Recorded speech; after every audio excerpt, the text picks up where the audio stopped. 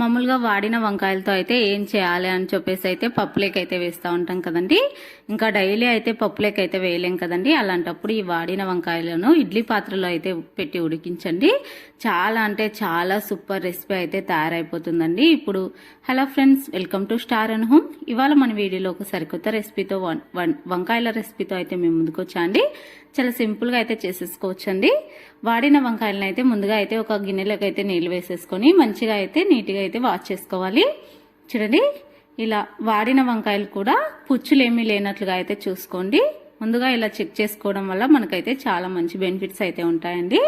చూడండి, ఇలా వంకాయలను అయితే నీట్గా కడిగి పెట్టేసుకున్న తర్వాత స్టవ్ ఆన్ చేసి ప్యాన్ పెట్టుకుని ప్యాన్లోకి అయితే ఒక 1/2 లీటర్ వరకు అయితే నీళ్ళని అయితే వేసుకోవాలండి.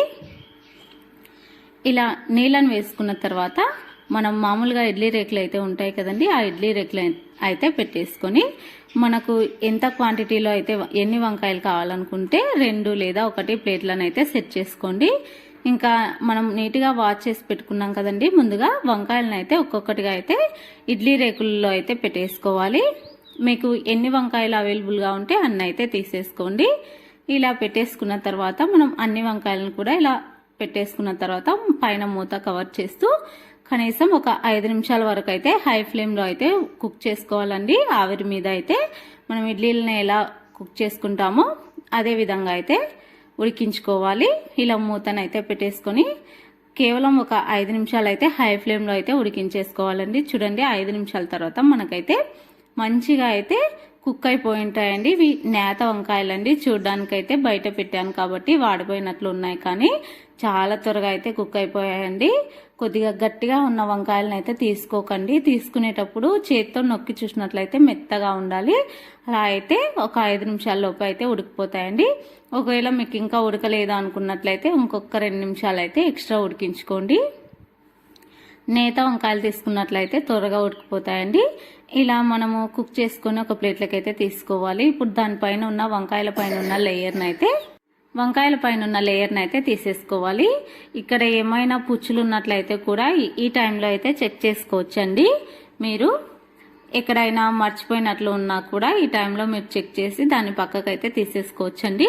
ఇలా మనం ఒక కత్తితో అయితే నీట్గా అయితే ఇలా ముక్కలుగా అయితే కట్ చేసుకోవాలి. ముక్కలుగా కూడా కట్ చేసుకోవడానికి రాదండి, అంత మెత్తగా అయితే కుక్ అయిపోయి ఉంటాయి. కాబట్టి రోట్లో లేదా మిక్సీలో లేదా మామూలుగా ఆలు మ్యాషర్ ఉంటుంది కదండి, ఆలు మ్యాషర్తో అయినా మ్యాష్ చేసుకోవచ్చండి. వీటిపైన ఉన్న తొక్కలను తీసేసి ఆలు మ్యాషర్తో అయితే మ్యాష్ చేసేసుకోవచ్చు. లేదు అంత ఓపిక లేదు అనుకునే వాళ్ళైతే మిక్సీలో వేసేసి అయితే ఇలా బరకగా అయితే మిక్సీ వేసేసుకోవచ్చండి. ఇలా మిక్సీ వేసుకున్న తర్వాత మనమైతే ఒక గిన్నెలోకి అయితే ట్రాన్స్ఫర్ చేసుకోవాలి. ఈ మిశ్రమాన్ని ఇలా ఉడికించిన తర్వాత ఎక్కువసేపు అయితే పెట్టుకోకూడదండి, చేదైపోయే ఛాన్స్ అయితే ఉంటుంది. కాబట్టి త్వరగా అయితే ఉప్పు, పసుపు, కారం అయితే వేసేసుకోండి. రుచికి సరిపడా ఉప్పు, అలానే చిటికెడు పసుపు, అలానే ఒక 1/2 టీ స్పూన్ దాకా కారాన్ని అయితే వేసుకొని మొత్తం అంతా కలిసేలాగైతే కలుపుకోవాలి. మర్చిపోయానండి, ఇక్కడ చింతపండు రసాన్ని కంపల్సరీ వేసుకోవాలండి. ఇది నేను వంకాయలు ఉడకబెట్టేటప్పుడే పక్కన అయితే నానబెట్టుకున్నానండి, చూపించడం అయితే మర్చిపోయాను. చూడండి, చింతపండు రసం వేసుకోవడం వల్ల చాలా అంటే చాలా రుచిగా ఉంటుంది. ఇష్టం లేని వాళ్ళైతే హాఫ్ చెక్క నిమ్మకాయనైనా పిండేసుకోవచ్చండి, నిమ్మరసాన్ని పిండేసుకోవచ్చు. ఇలా ఒకసారి అంతా ఈ పసుపు, ఉప్పు, కారం, అలానే చింతపండు రసం అన్నీ ఒకసారి కలిసేలాగైతే కలుపుకోవాలి. ఇలా కలుపుకున్న తర్వాత మనమైతే ఇప్పుడు ఒక మీడియం సైజు ఆనియన్ అయితే కట్ చేసి ముక్కలుగా అయితే వేసుకొని కలుపుకోవాలి. అలాగే 4-5 వెల్లుల్లి రెబ్బలు కూడా కచ్చా పచ్చగా దంచి అయితే వేసేసుకున్నానండి.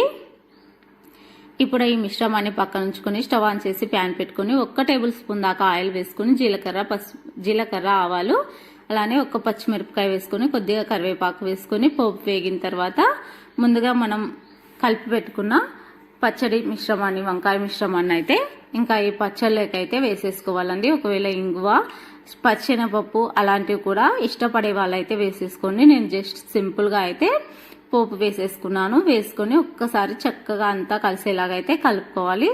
అన్నంలోకి కానివ్వండి, రోటీలోకి కానివ్వండి, చాలా అంటే చాలా సూపర్ టేస్టీగా ఉంటుందండి. ఒక్కసారి ఇలా తప్పకుండా ట్రై చేసి మీకు ఎలా వచ్చిందో కూడా కామెంట్స్లో తెలియచేయండి. అలానే ఈ వీడియో నచ్చినట్లయితే మీ ఫ్రెండ్స్ అండ్ ఫ్యామిలీకి అయితే షేర్ చేయండి. చూడండి చాలా అంటే చాలా రుచిగా ఉంటుందండి. వంకాయలతో ఇలా ఒకసారి తప్పకుండా ట్రై చేయాల్సిన రెసిపీ అండి. చాలా సూపర్ టేస్టీగా ఉంటుందండి. ఇంకా ఫైనల్గా అయితే కొత్తిమీర చల్లుకొని అయితే స్టవ్ ఆఫ్ చేసుకోవాలి. స్టవ్ ఆఫ్ చేసుకొని వేడివేడిగా అయినా సర్వ్ చేసుకోవచ్చు, లేదంటే ఒక గాజు సీసాలో స్టోర్ చేసుకున్నట్లయితే మనకు 4-5 రోజుల వరకు అయితే స్టోర్ ఉంటుందండి. చూడండి చాలా అంటే చాలా రుచిగా ఉంటుందండి. వేడివేడి అన్నంలోకి కొద్దిగా నెయ్యి వేసుకొని కలుపుకొని తిన్నట్లయితే సూపర్ టేస్టీగా ఉంటుందండి. దోశ, ఇడ్లీ కాదండి, దోశ లెక్కైతే చాలా బాగుంటుంది. వీడియో నచ్చిన